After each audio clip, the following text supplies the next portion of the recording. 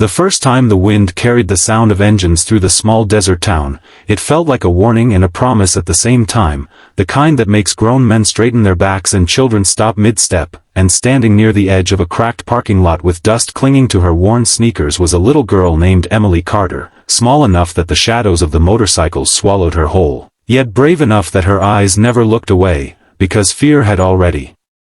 lived in her house for a long time and it no longer had the power to silence her. Before the story pulls you deeper, if you believe in kindness, second chances, and the quiet power of doing the right thing when it matters most, take a moment to like this video, share it with someone who needs hope, subscribe to the channel, and tell us in the comments where you are watching from today, because stories like this travel farther when hearts carry them.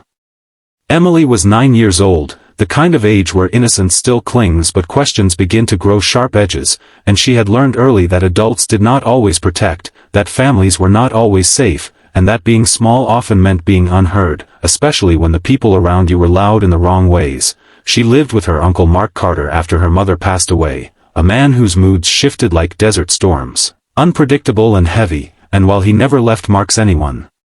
could easily see, his words cut deep and his temper filled rooms until the walls seemed to lean inward, making Emily feel like she was always shrinking, always apologizing for existing.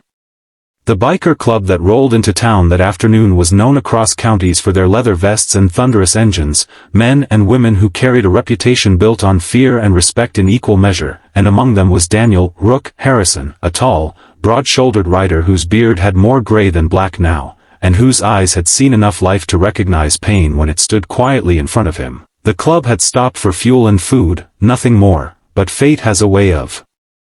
arranging meetings when hearts are ready to break open.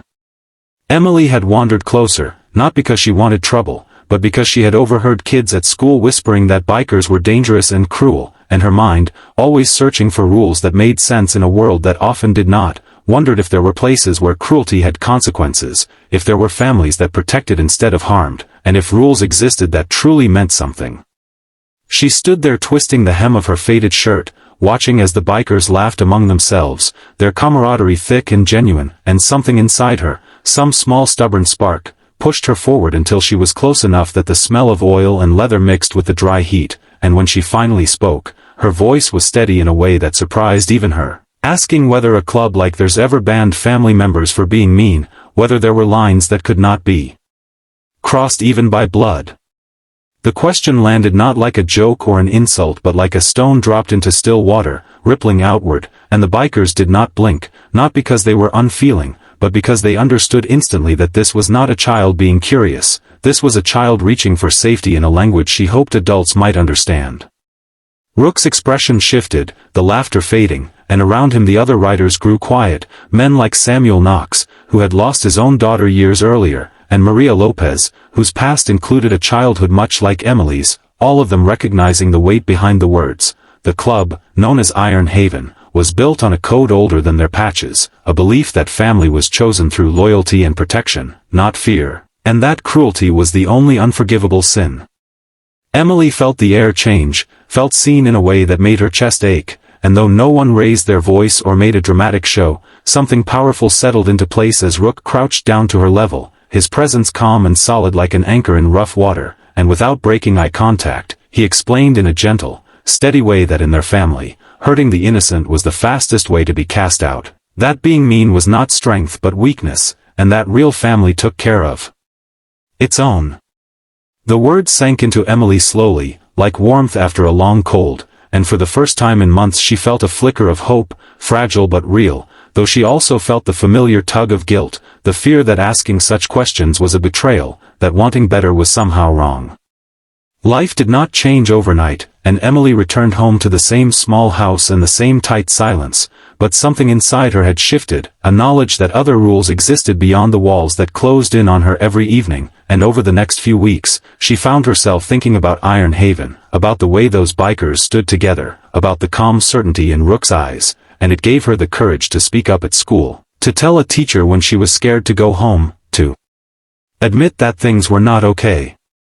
The system moved slowly, as it often does, but ripples spread, and when social workers finally came, when questions were asked and lines drawn, Mark's anger boiled over in ways that could no longer be ignored, and Emily was taken to stay temporarily with a foster family while investigations unfolded, her heart heavy with fear and relief tangled together.